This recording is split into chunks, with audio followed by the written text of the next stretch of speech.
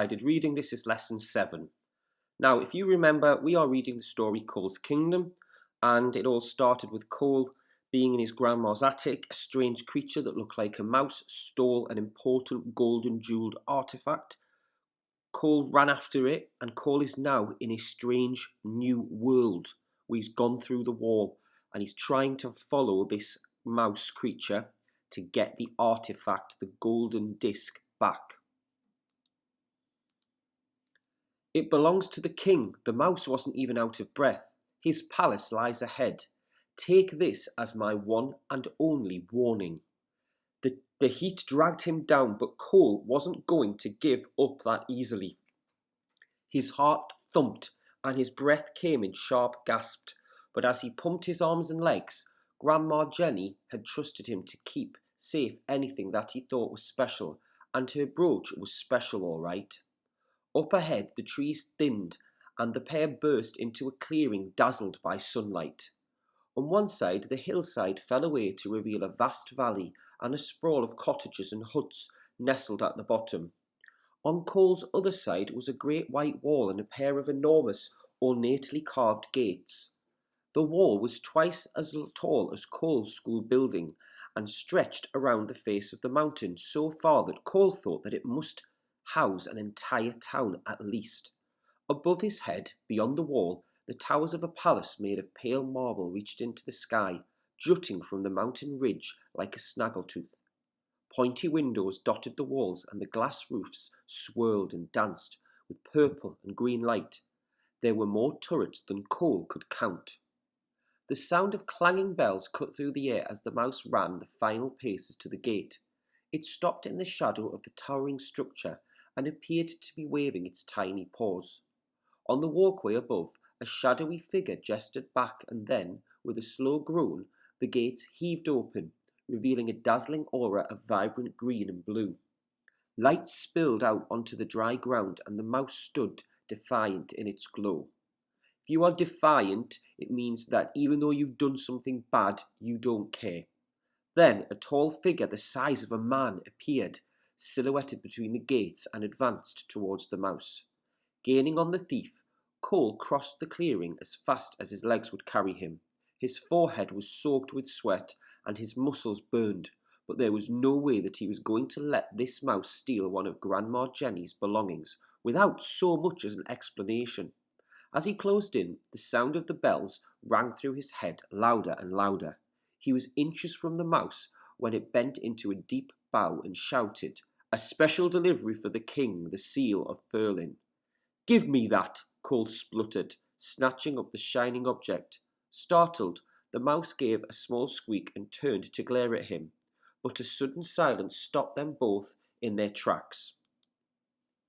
The bells had stopped ringing, and the shadow of the approaching figure fell over Coal. Looking up, he had to stifle a gasp. So when he looked at this person, he had to stop himself from gasping in shock. An enormous white wolf was walking stiffly towards them on its hind legs. So this is a wolf. The other one's a mouse, now we have a wolf. It was dressed in a breastplate and a red cape. So look at the pictures here. This is a breastplate, and it's what warriors wear. It's made of some metal, and this is a red cape.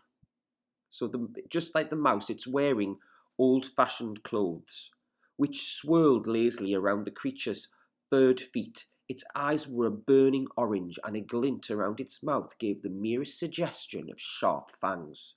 The wolf stopped directly in front of Coal and gazed down at him, amber eyes bulging. "Who is this?" she growled.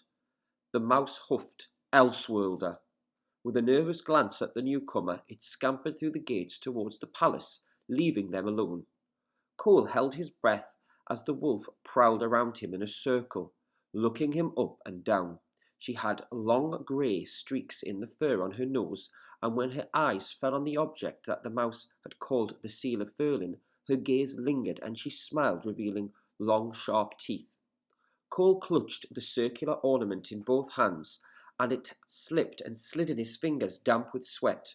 The wolf was so close to his face that he could smell the hot stench of meaty breath. Okay, we now have 3 questions to do, and these, like last lesson, are inference questions. Let's read this extract. The heat dragged him down, but Cole wasn't going to give up that easily. His heart thumped and his breath came in sharp gasps, but he pumped his arms and legs.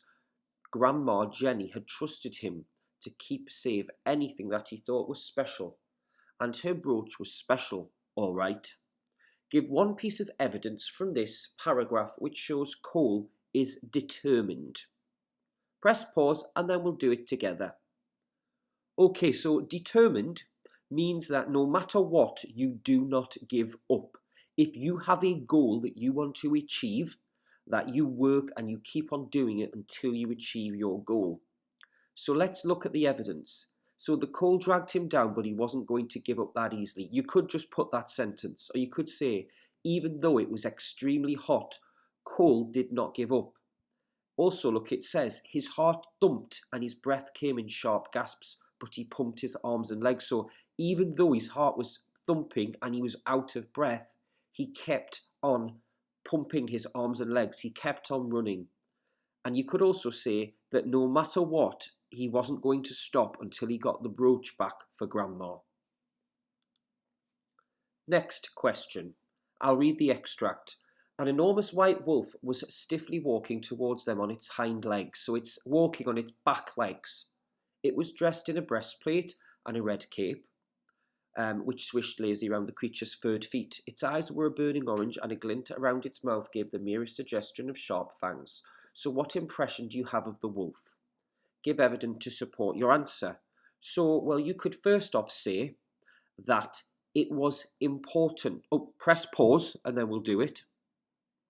Okay, so you could say that the wolf was important because it's wearing a breastplate and a red cape. Or you could say maybe it's a warrior because it's wearing armor. You could say that the wolf is in the army because it's wearing a breastplate. Or you could say perhaps it's someone very important and maybe rich because the way it's dressed.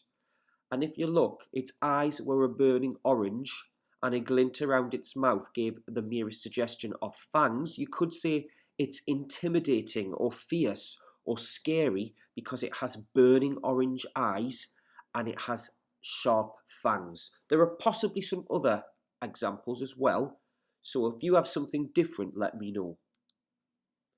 Next one and last one. Cole held his breath as the wolf prowled around him in a circle, looking him up and down. She had long grey streaks in the fur on her nose, and when her eyes fell on the object the mouse had called the seal of fur Lynn, her gaze lingered and she smiled, revealing long, sharp teeth. How might Cole be feeling at this point in the story? Why? Press pause and then we'll do it together. Okay, so Cole could be feeling intimidated, threatened, or scared because the wolf is walking around him in a circle and it is showing its long, sharp teeth. Cole might feel confused because only a few minutes ago he was in Grandma's attic. Now he's in another world with talking creatures. So you could have scared, intimidated, confused, nervous. You need to give evidence for whatever emotion that you've said Cole is feeling. So if you haven't done that, please add in your evidence. You can't just put scared because the wolf is walking around him in a circle and it has sharp, long teeth. That's the end of lesson 7. Thank you for taking part. If you're confused about something or have a question, let me know and I will see you next time.